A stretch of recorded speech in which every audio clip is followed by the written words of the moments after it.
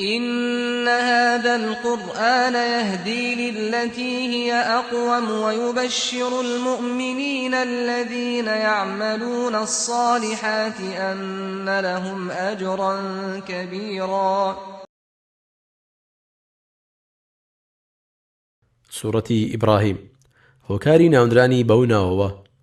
سورەتی ئیبراهیم بۆ بە گەورە ڕاگرتن و هێشتنەوەی کاریگەریەکانی باوکی پێغەمبەران و پێشەوای بەتەنها خواپەرستان ئیبراهیم سەلامی خوای گەورەی لێبێت بەو ناوەوە ناونراوە کە بدەکانی شکاندن و ئاڵای بەتەنها خواپەرستی و بەتەنها دانانی خوای گەورەی هەڵکرد کە خوای گەورەش لە ڕێگەی قورئانە پیرۆزەکەیەوە داعوە و بانگەوازیە پیرۆزەکەی و دروستکردنی ماڵە پیرۆزەکەی کە ڕووگە و قیبلەی موسڵمانانە بۆ ئێمە گواستووەتەوە و پێی گەیاندوین.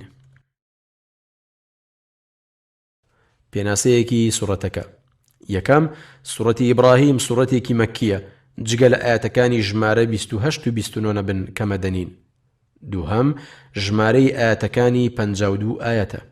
سێەم، سوورەتی ئیبراهیم ژمارە 14 لە ناو ڕیزبەندی سوورەتەکانی قورئانی پیرۆزدا. چوارەم، سوورەتی ئیبراهیم لە دوای سوورەتی نوح دابەزیوە. پێنجەم، ئەم سوورەتەش بە چەند پیتێکی پچڕ پچڕ دەست پێ دەکات و دواتر باسی چیرۆک و بەسەرهاتی پێغەمبەر ئیبراهیم دەکات سەلامی خوای لێبێت. تەوەرەکانی ئەم سوورەتە. ئەم سوورەتە پیرۆزە باس لە بابەتە سەرەکی و بنچینە گەورەکانی عەقیدە و بیر و باوەڕ دەکات، وەک باوەڕبوون بە خوا و پەیامەکەی و باوەڕبوون بە زیندووبوونەوە و وەرگرتنەوەی پاداشت و سزا. و هەروەها ئەوەمان بۆ ڕوون دەکاتەوە کە ئەو دین و پەیامانەی خوای گەورە دایبەزاندوون هەمویان یەکن لەگەڵ ڕوونکردنەوەی ئەرک و کاری لە پێشینەی پێغەمبەران سەلامی خوایان لێبێت کە بانگەوازیکردن و گەیاندن و ناسینی دینی خوای گەورەیە بە خەڵکی.